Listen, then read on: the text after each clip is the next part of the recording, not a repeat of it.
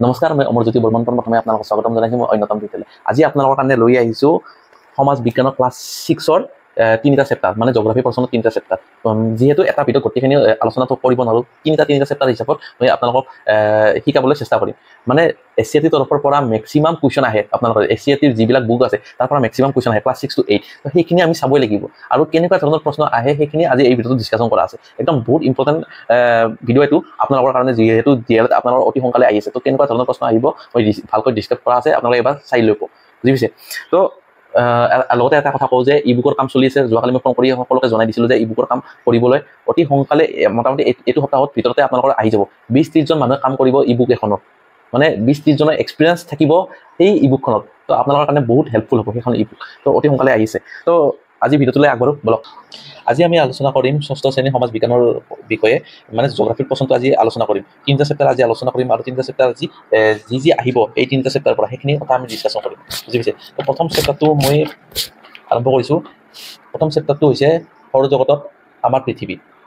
এই চেপ্টাৰটোৰ পৰা কেনেকুৱা ধৰণৰ কুৱেশ্যন আহিব বা কেনেকুৱা ধৰণৰ কুৱেশ্যন আহিব পাৰে আজি এই ডিটেইলছত আলোচনা কৰিম। তো আপোনালোকে পাৰিলে নোট কৰি লৈ যাব, বা যদি আপোনালোকৰ কিতাপখন আছে হাইলাইটাৰ কৰি গৈ থাকিব। মানে মই যি পইণ্টবিলাক কৈ যাম আপোনালোকে সেইখিনি হাইলাইট কৰি যাই থাকিব, বুজি পাইছে? ইয়াতে মই কেইটামান প্ৰশ্ন উত্তৰ মই মাৰ্ক কৰি গৈছোঁ, আৰু ইয়াৰ পৰা কেনেকুৱা ধৰণৰ প্ৰশ্ন আহিব পাৰে বা কেনেকুৱা ধৰণৰ প্ৰশ্ন বনিব পাৰে মই আপোনালোকক কৈ আছোঁ। চাওক, সূৰ্যটো এটা তৰা বা নক্ষত্ৰ, এইটো প্ৰথম লাইন। ইয়াত এনেকুৱা এটা প্ৰশ্ন বনিব পাৰে যে সূৰ্যটো গ্ৰহ নে নক্ষত্ৰ, বুজি পাইছেনে? এইটো এটা ইম্পৰ্টেণ্ট, মানে এনেকুৱা ধৰণৰ সৰু সৰু বস্তুবিলাকে আহি থাকে, বুজি পাইছে? এইটো চাওক, 2 নম্বৰ পইণ্টটো চাওক। সূৰ্যৰ ওপৰৰ অংশৰ উত্তাপ প্ৰায় 6000 ডিগ্ৰী চেলচিয়াছ। সুধিব আপোনালোকক সূৰ্যৰ ওপৰৰ অংশৰ উত্তাপটো কিমান? 6000 ডিগ্ৰী চেলচিয়াছ। সূৰ্যৰ বয়স 500 কোটি বছৰৰ ওচৰা ওচৰি। যোৱাবাৰ আমাৰ পৃথিৱীৰ বয়স কিমান আছিল সেইখিনি সুধিছিল, এইবাৰ হয়তো আপোনালোকক সূৰ্যৰ কথা সুধিব পাৰে। তো মনত ৰখাটো দৰকাৰ আপোনালোকৰ। আৰু চাওক, আমাৰ আটাইতকৈ ওচৰত থকা নক্ষত্ৰ সূৰ্য। সুধিব আমাৰ আটাইতকৈ ওচৰত থকা নক্ষত্ৰ কোনটো, সেইটো আপোনালোকে লিখিব লাগিব সূৰ্য। আৰু এটা কথা মই আপোনালোকক কৈছিলোঁ যে গ্ৰহবিলাক সূৰ্যৰ পৰা ক্ৰমান্বয়ে যিবিলাক গ্ৰহ আছে সেইবিলাক গ্ৰহ আপোনালোকে মনত ৰাখিব। কাৰণ কিয়, তাৰ পৰা বিভিন্ন ধৰণৰ কুৱেশ্যন বনিব, আৰু আপোনালোকে যদি মুখস্থ নাথাকে একো কৰিব নোৱাৰে, বুজি পাইছে নে? সূৰ্যৰ পৰা 3 নম্বৰ স্থানৰ গ্ৰহটো কোনটো, এনেকৈ যদি সুধে আপোনালোকে কি কৰিব? বা মংগল গ্ৰহৰ পিছৰ গ্ৰহটোৰ নাম কি, এনেকুৱা ধৰণৰ কুৱেশ্যন যদি সুধে কি কৰিব? তো চিৰিয়েলি সূৰ্যৰ পৰা ক্ৰমান্বয়ে যিবিলাক গ্ৰহ আছে সেইবিলাক মুখস্থ কৰি ৰাখিব, যেনে বুধ, শুক্ৰ, পৃথিৱী, মংগল, বৃহস্পতি, শনি, ইউৰেনাছ, নেপচুন, বুজিছে? এনেকুৱা ধৰণৰ কুৱেশ্যন বনিব পাৰে। সেইটো চাওক, সূৰ্যৰ পৰা ক্ৰমে আঁতৰলৈ থকা ক্ৰম অনুসৰি গ্ৰহকেইটা হ'ল বুধ, শুক্ৰ, পৃথিৱী, মংগল, বৃহস্পতি, শনি, ইউৰেনাছ, নেপচুন, বুজি পাইছে? এতিয়া চাওক, পৃথিৱীৰ আনুমানিক বয়স 4500 নিযুত বছৰ। পৃথিৱীয়ে সূৰ্যৰ চাৰিওফালে এপাক ঘূৰিবলৈ 365 দিন 5 ঘণ্টা 48 মিনিট 45 বা 47 ছেকেণ্ড সময় লয়।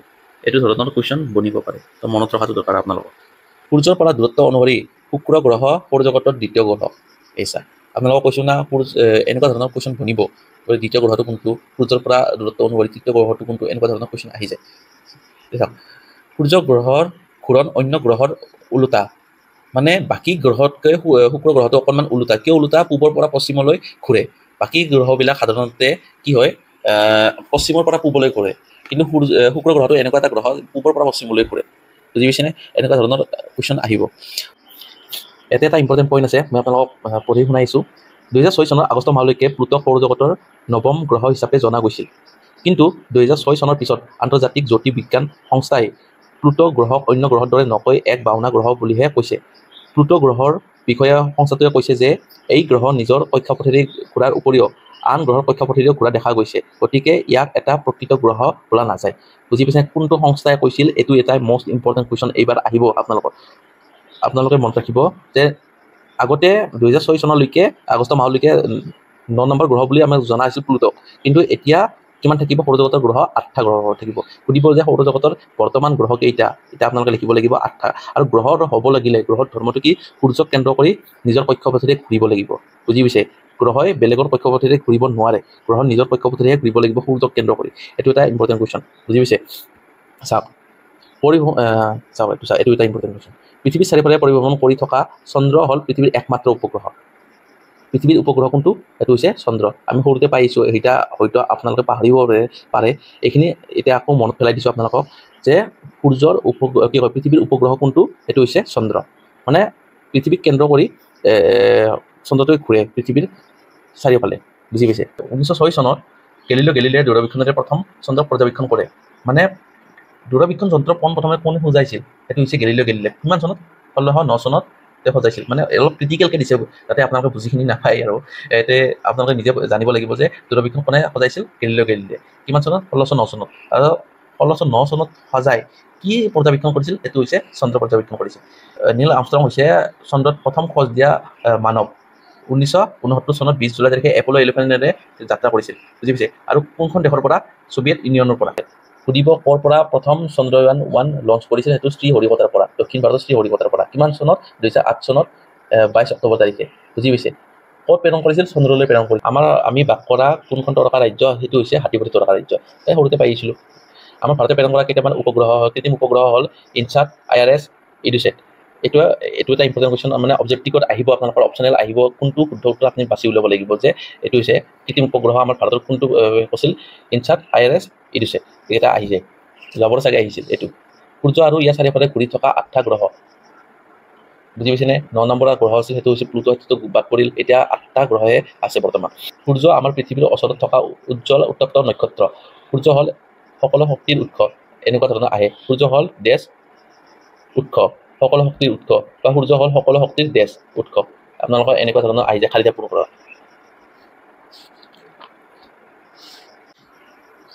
এতিয়া চাওক কেইটামান প্ৰশ্ন উত্তৰ মই নোট ডাউন কৰিছোঁ এইবাৰ হয়তো আপোনালোকৰ আহিব পাৰে এইকেইটা প্ৰশ্ন চাওক মৰ্নিং ষ্টাৰ বা ইভিনিং ষ্টাৰ বুলি কোনটো গ্ৰহ কোৱা হয় সেইটো হৈছে শুক্ৰ গ্ৰহ কোৱা হয় বুজি পাইছেনে বা পৃথিৱীৰ যমজ বুলি কাক কোৱা হয় সেইটো শুক্ৰকে কোৱা হয় মানে আকাৰ আকৃতি পৃথিৱীৰ লগত সদৃশ থকাৰ বাবে শুক্ৰ গ্ৰহক পৃথিৱীৰ যমজ বুলি কোৱা হয় ৰিং ষ্টাৰ বুলি কাক কোৱা হয় বা আঙুঠি গ্ৰহ বুলি কাক কোৱা হয় সেইটো হৈছে আপোনালোকে লিখিব লাগিব শনি গ্ৰহ আৰু কোনটো গ্ৰহ কোন দুটা গ্ৰহৰ বৰফৰ মাত্ৰা আটাইতকৈ বেছি থাকিলে আপোনালোকে লিখিব লাগিব ইউৰেনাছ নেপচুন সূৰ্যৰ ওচৰত থকা গ্ৰহ কোনটো সেইটো হৈছে বুধ বা গেছেৰে ভৰা গ্ৰহ কোন দুটা আপোনালোকে যদি সোধে তেতিয়াহ'লে আপোনালোকে লিখিব লাগিব বৃহস্পতি আৰু শনি চন্দ্ৰ আৰু সূৰ্যৰ পিছত উজ্জ্বল গ্ৰহটো হৈছে সেইটো হৈছে শুক্ৰ গ্ৰহ বুজি পাইছে গৰম গ্ৰহটো কাক কোৱা হয় আটাইতকৈ গৰম বা উত্তপ্ত গ্ৰহ হৈছে সেইটো হৈছে শুক্ৰ গ্ৰহ ৰঙা গ্ৰহ কাক কোৱা হয় সেইটো মংগলক কোৱা হয় নীলা গ্ৰহ কাক কোৱা হয় পৃথিৱীক কোৱা হয় নীলা গ্ৰহ কিয় কাৰণ 71% আমাৰ পানীৰে আৱৰি থাকে পৃথিৱীখন আৰু দূৰৰ পৰা দেখাত আমাৰ পৃথিৱীখন কেনে নীলা বৰ্ণৰ বুজি পাইছে পানী বেছি অধিক থকাৰ বাবে নীলা বৰ্ণত দেখা যায় দূৰৰ পৰা পানীবিলাক কি দেখা পায় দূৰৰ পৰা পানীবিলাক নীলা ৰং আৰু সেইবাবে পৃথিৱীক নীলা গ্ৰহ বুলি কোৱা হয় বুজি পাইছে আটাইতকৈ ডাঙৰ উপগ্ৰহ কোনটো গ্ৰহৰ তাৰমানে আটাইতকৈ ডাঙৰ উপগ্ৰহ থাকে সেইটো হৈছে বৃহস্পতি গ্ৰহ বাকী কোনটো উপগ্ৰহ সেইবিলাক নাহে কোনটো আহি যাব মানে আটাইতকৈ ডাঙৰ উপগ্ৰহ কোনটো গ্ৰহৰ সেইটো বৃহস্পতি আৰু দ্বিতীয় গ্ৰহটো কোনটো উপগ্ৰহ আটাইতকৈ ডাঙৰ সেইটো হ'ব শনি গ্ৰহ টাইটেন মনত ৰাখিব সেউজীয়া গ্ৰহ বুলি কাক কোৱা হয় ইউৰেনাছক কোৱা হয় মংগলত দুটা উপগ্ৰহ আছে আৰু সেইকেইটা ইম্পৰ্টেণ্ট প্ৰবছ আৰু ডিমছ এইকেইটা আহি যায় কেতিয়াবা বাকী সৰু গ্ৰহ কোনটো সেইটো হৈছে বুধ এতিয়া আহিছোঁ আমি 2 নম্বৰ পাঠটোলৈ 2 নম্বৰ পাঠত বেছি চাব লগা একো নাই মানে যিকেইটা ইম্পৰ্টেণ্ট প্ৰশ্ন আহিব এইটোৰ পৰা মই সেইখিনি ডাইৰেক্ট আপোনালোকক জনাই দি দিছোঁ চাওক বৰ বেছি ইয়াতে নাহে ডিপলি মানে ইয়াত চাব লগা বহুত ডিপলি আছে বস্তুবিলাক কিন্তু সেইবিলাক নাহে আপোনালোকৰ একদিনা পৰীক্ষাত ইয়াৰ পৃথিৱীৰ আকাৰ আৰু আকৃতি চাওক এইটো চেপ্টাৰৰ পৰা কেনেকুৱা ধৰণৰ প্ৰশ্ন আহিব মই কৈছোঁ আপোনালোকৰ মনত আছেনে যে মই যে আপোনালোকৰ Tropic of Cancer Tropic of ত্ৰিকোণ বা ইকুৱেটৰ সেইবিলাকৰ কথা কৈছিলোঁ আকৌ এবাৰ ৰিভাইজ কৰি দি আছোঁ চাওক ইয়াত আহিলে আপোনালোকৰ এনেকুৱা ধৰণৰ প্ৰশ্ন আহিব যে বিষুৱ ৰেখাৰ মান ডেছ এনেকুৱা ধৰণৰ প্ৰশ্ন আহিব এইটো চাওক বিষুৱ ৰেখাৰ মান হ'ল 0 অৰ্থাৎ 0 অক্ষাংশ মানে বিষুৱ ৰেখা মানে কেনেকুৱা এইটো হৈছে পৃথিৱী হয় না এইটো ধৰি লৈছোঁ আমি এইটো এটা পৃথিৱী এই পৃথিৱীক সমাজেৰে দুভাগ এডাল ৰেখা গৈছে আৰু এই ৰেখাডালে পৃথিৱীত দুভাগ কৰিছে ইফালে এটা ভাগ আৰু ইফালে এটা ভাগ এই যিটো সমাজেৰে গৈছে মিডিল যিটো ৰেখা গৈছে সেইটো কোৱা হয় ইকুৱেটৰ আৰু ইয়াৰ মান কিমান 0 ডিগ্ৰী বুজি পাইছে ইয়াৰ লগত সংগতি থকা দুটা আৰু ইম্পৰ্টেণ্ট ৰেখা গৈছে মানে এইটোতো গৈছে ইয়াৰ লগত আৰু দুটা ইম্পৰ্টেণ্ট ৰেখা গৈছে আৰু সেই দুটা কথা আমি পঢ়িবই লাগিব এইটো হৈছে টপিক অফ কেঞ্চাৰ আৰু এইটো হ'ল টপিক অফ কেপ্ৰিকন এইটো কৰ্কট ক্ৰান্তি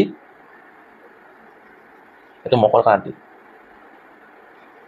বুজি পাইছে আৰু ইয়াৰ দুটাৰ ডিষ্টেঞ্চটো সোধে মানে কিমান ডিগ্ৰী অক্ষাংশত আছে উত্তৰে আছে নে দক্ষিণে আছে এইটো সোধে এইটো হ'ব 23.5 ডিগ্ৰী 23.5 ডিগ্ৰী উত্তৰ অক্ষাংশত আছে এইটো হৈছে 23.5 ডিগ্ৰী ইয়াত দক্ষিণ অক্ষাংশত আছে বুজি পাইছে এইটো সোধে আপোনালোকক বা কৰ্কট ক্ৰান্তি বিষুৱ ৰেখাৰ পৰা কিমান উত্তৰে আছে কিমান ডিগ্ৰী উত্তৰে আছে বা মকৰ ক্ৰান্তি বিষুৱ ৰেখাৰ পৰা কিমান উত্তৰে কিমান দক্ষিণে আছে এনেকুৱা ধৰণৰ প্ৰশ্ন বনিব পাৰে তো এইটো আপোনালোকে মনত ৰাখিব আৰু এটা বস্তু মই আপোনালোকক বুজাই দি আছোঁ এইটো নাহে বাৰু তথাপিও মই বুজাই দি আছোঁ চাওক আমাৰ ৰেখা কিছুমান বহুত থাকে সৰু সুৰা বহুত ৰেখা থাকে তাৰে আপোনালোকে কেতিয়াবা পাই আহিছিল নে যে অক্ষৰেখা কেনে দ্ৰাঘিমা ৰেখা কেনেকুৱা চাওক এইটো হৈছে পৃথিৱীৰ মিডিলত গৈছে সেইটো হৈছে ইকুৱেটৰ ইয়াৰ লগত সৰু বৰ বহুতকেইটা ৰেখা গৈছে এনেকুৱা ধৰণৰ গৈছে এনেকুৱাকৈ গৈছে আৰু প্ৰত্যেকৰে এটা ডিগ্ৰী থাকে বা 0 ডিগ্ৰী 1 ডিগ্ৰী 2 ডিগ্ৰী এনেকুৱাকৈ থাকে এই যিবিলাক এনেকৈ পথালিকৈ গৈছে এইবিলাকক কোৱা হয় অক্ষৰেখা বুলি কোৱা হয় আৰু যিবিলাক এনেকৈ গৈছে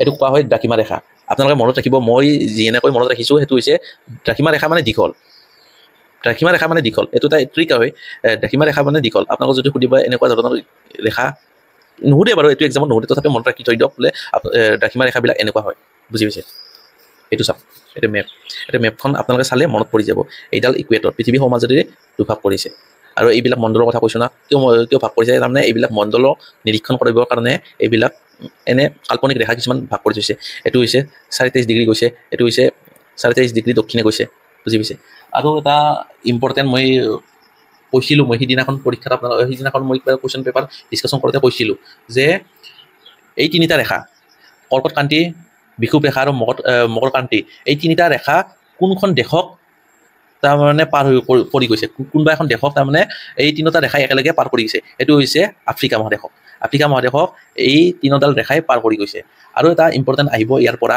যে কৰ্কট ক্ৰান্তি ৰেখাই আমাৰ ভাৰতবৰ্ষৰ কোনখন ৰাজ্যৰ মাজেৰে পাৰ হৈ গৈছে এনেকুৱা ধৰণৰ প্ৰশ্ন এটা বনিব পাৰে মই আপোনালোকক মেপ ৱাইজ দেখাই আছোঁ ৰ'ব এইখন যেনিবা মোৰ মেপ আপোনালোকক মেপ ৱাইজ দেখাই আছোঁ কোনখন ৰাজ্যৰ মাজেৰে কৰ্কট ক্ৰান্তি ৰেখা পাৰ হৈ গৈছে চাওক গুজৰাটৰ মাজেদি গৈছে মধ্যপ্ৰদেশৰ মাজেদি গৈছে ছত্তীশগড়ৰ মাজেদি গৈছে তাৰপিছত ঝাৰখণ্ডৰ মাজেদি গৈছে ৱেষ্ট বেংগলৰ মাজেদি গৈছে বাংলাদেশৰ মাজেদি গৈছে বাংলাদেশখন ইণ্ডিয়াত নপৰে কিন্তু মই যদি আপোনালোকৰ প্ৰশ্নত আহে তেতিয়াহ'লে লিখিব লাগিব এইটো তাৰপিছত আমাৰ নৰ্থ ইষ্টত কোন দুখন ষ্টেটত গৈছে এইটো এটা ইম্পৰ্টেণ্ট এইটো হৈছে ত্ৰিপুৰা আৰু এটা হৈছে মিজোৰাম এই মিজোৰামৰ মাজেৰে কৰ্কট ক্ৰান্তি ৰেখা এই পাৰ হৈ গৈছে এইটো চাওক ইয়াত চাব লগা কোনটো আছে ইম্পৰ্টেণ্ট মই কৈছোঁ অলপ আগতে কৈছিলোঁ বিষুৱ ৰেখাৰ কথা বা অক্ষৰেখাৰ কথা এইবিলাক মই আপোনালোকক কৈ আহিছোঁ বা দ্ৰাঘিমা ৰেখাৰ কথা এইখিনি কৈ আহিছোঁ আপোনালোকে চাই যালে হ'ব এইটো এটা ইম্পৰ্টেণ্ট পইণ্ট লণ্ডন চহৰৰ কাষত গিনিছ মান মন্দিৰৰ ওপৰেৰে যোৱা দ্ৰাঘিমাডাল মুখ্য দ্ৰাঘিমা ৰেখা হিচাপে ধৰা হয় মানে GMT সেইটো কোনটো চহৰৰ মাজেদি গৈছে লণ্ডন চহৰৰ মাজেদি গৈছে কোনটো মন্দিৰৰ আছে গিনিছ মান মন্দিৰৰ মাজেৰে গৈছে ওপৰেৰে গৈছে বুজি পাইছেনে এইটো এটা ইম্পৰ্টেণ্ট প্ৰশ্ন আহিব তো এইটো চেপ্টাৰ ক্লজ হ'ল এইটো চেপ্টাৰ যিখিনি মই ইম্পৰ্টেণ্ট আছে থকা বুলি ভাবিছোঁ সেইখিনিয়ে ইয়াত আহিব তাৰ বাহিৰে বেলেগ একো নাহে 3 নম্বৰ পাৰ্টটো ওলাইছোঁ আজি পৃথিৱীৰ গতি চাওক এইটো চেপ্টাৰৰ বুজিব লগা টপিকটো কেনেকুৱা মই আপোনালোকক অকণমান থুলমূলকৈ জনাই দি আছোঁ মানে যিহেতু পৃথিৱীৰ গতি সম্পৰ্কে আপোনালোকক কৈছোঁ চাওক এইটো যেনিবা আমি ধৰি লৈছোঁ সূৰ্য এইটো সূৰ্য ইয়াৰ চাৰিওফালে পৰিভ্ৰমণ কোনে কৰে পৃথিৱীয়ে কৰে এইটো আমাৰ পৃথিৱীয়ে নিজ কক্ষপথত ঘূৰা গতিটোক কি কোৱা হয় আৰ্নিক গতি আৰু পৃথিৱীয়ে সূৰ্যৰ চাৰিওফালে যিটো গতি ঘূৰে সেইটোক কোৱা হয় বাৰ্ষিক গতি বুলি কোৱা হয় বুজি পাইছে আৰু পৃথিৱীয়ে যেতিয়া কি কয় দৈনিক যিভাৱে যিহেতু ঘটে মানে আমি পৃথিৱীটো এপাক সম্পূৰ্ণ এপাক এনেকৈ ৰাউণ্ড হ'বলৈ মানে এইটো ৰাউণ্ড কথা কোৱা নাই মানে এনেকুৱা আছে এনেকুৱা হ'বলৈ 24 ঘণ্টা সময় লয় আৰু এই 24 ঘণ্টাত যিটো গতি হয় সেইটো কোৱা হয় দৈনিক গতি বুজি পাইছেনে সেইটো কোৱা হয় দৈনিক গতি তো গতিৰ কথাখিনি অকণমান আমি থুলমূলকৈ আলোচনা কৰিলোঁ এতিয়া ইয়াৰ পৰা ইম্পৰ্টেণ্ট কেনেকুৱা ধৰণৰ প্ৰশ্ন আহিব মই আপোনাক কৈছোঁ 1514 খ্ৰীষ্টাব্দত কপাৰনিকাছ নামৰ জ্যোতিৰ্বিদজনে প্ৰমাণ কৰিছিল যে সূৰ্য স্থিৰ আৰু পৃথিৱীহে সূৰ্যৰ চাৰিওফালে ঘূৰে এই বৈজ্ঞানিকজনৰ নাম আহিব পাৰে মানে জ্যোতিৰ্বিদজনৰ নাম আহিব পাৰে বুজি পাইছেনে এইটো ধৰণৰ কিমান খ্ৰীষ্টাব্দত 1514 খ্ৰীষ্টাব্দত এইটো এটা ইম্পৰ্টেণ্ট প্ৰশ্ন মানে এনেকুৱা থিয়ৰিবিলাক আহি যায় কোনে কৈছিল কিমান সময়ত কৈছিল আহি যায় আৰু কেতিয়াবা এনেকুৱা ধৰণৰ প্ৰশ্ন আহিব 4 জুলাই তাৰিখে সূৰ্যৰ পৰা পৃথিৱীৰ দূৰত্ব আটাইতকৈ অধিক হয় এইটো আহিব কোন তাৰিখে 4 জুলাই তাৰিখে আকৌ 3 জানুৱাৰী তাৰিখে পৃথিৱী আৰু সূৰ্যৰ মাজত দূৰত্ব আটাইতকৈ কম হয় কোন তাৰিখে 3 জানুৱাৰী তাৰিখে বুজি পাইছে 4 জুলাই আৰু 3 জানুৱাৰী তাৰিখে